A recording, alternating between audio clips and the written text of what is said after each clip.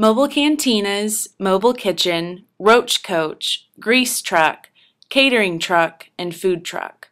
These mobile dining experiences, or food trucks, have started to become very popular in the food industry in the last 5 years.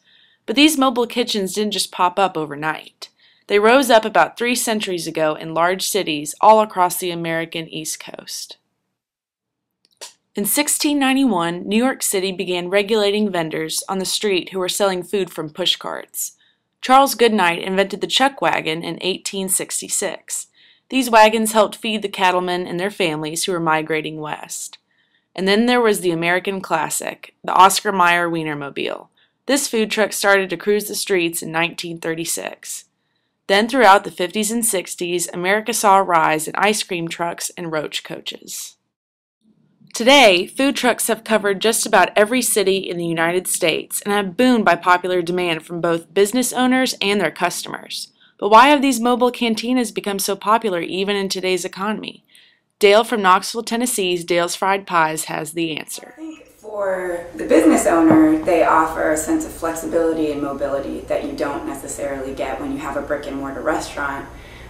So on one hand, you don't have to put quite as much investment into it because you just have to buy the supplies, ingredients, and however much it's going to cost for you to make your truck or your stand. As opposed to leasing out a restaurant, trying to manage all of that, that's a lot more of a time and money investment. So I was able to start my pie stand and still keep my full-time job, which I would not have been able to open a full-scale restaurant and do that. So that's one thing for the business owners. For the customers, I think for one, it's just sort of fun and novel to be able to go up to a truck or a stand and buy your food instead of sitting down at a restaurant. And then also for the customer, it's less money because there's less overhead. So you're able to get really good food by people who are really, really passionate about it, but you're not having to pay the upcharges that you would need to pay if you're sitting down in a fancy restaurant where you're not just paying for the food, you're paying for all kinds of other things as well. Dale also shared why she, personally, really wanted to start up her mobile business and follow her passion for food. Well, I've always wanted to do sort of a creative business and something that I sort of started on my own, and I've always really loved cooking. So I've really been attracted to businesses and restaurants where they do one thing and they just sort of perfect it and do it really well. So I decided that fried pies would be good, one because it's sort of a southern thing, and also because there's a lot of room for creativity in terms of what you actually put in the pie.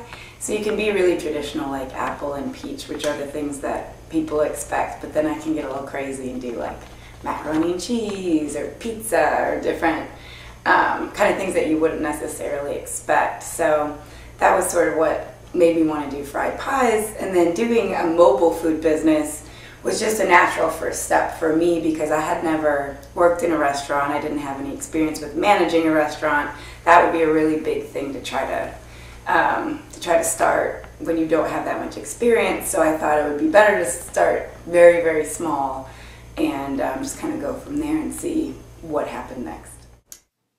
Alongside changing menus and quirky dishes, mobile foodies have to find ways to connect with their customers. They cannot drive to a location and expect a huge wave of people. So how do they gain more customers and profits? The Wong brothers of Petro's Chili and Chips in Knoxville, Tennessee explain the best ways to connect. Yeah, we do have a Facebook page and use Twitter, and we also have our website on KnoxvilleFoodTrucks.com. But our website will have our calendar for like the next week and the next month. We'll try to do daily updates and weekly updates on Facebook and Twitter. But also primarily like the stops we're doing now, the lunch stops are office buildings where a lot of them don't have access to Facebook or Twitter or the internet, and or a lot of them might not be as social media savvy as a lot of people out there. So we also use like traditional email reminders. So like a secretary or a representative at the companies will send out email reminders for us. But we have a pretty set schedule during the week, so people are starting to get used to it when we're going to be there.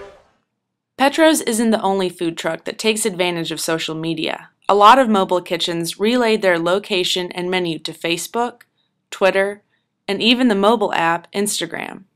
With both the economy and the ways we interact constantly changing, it doesn't look like food trucks will be rolling away anytime soon.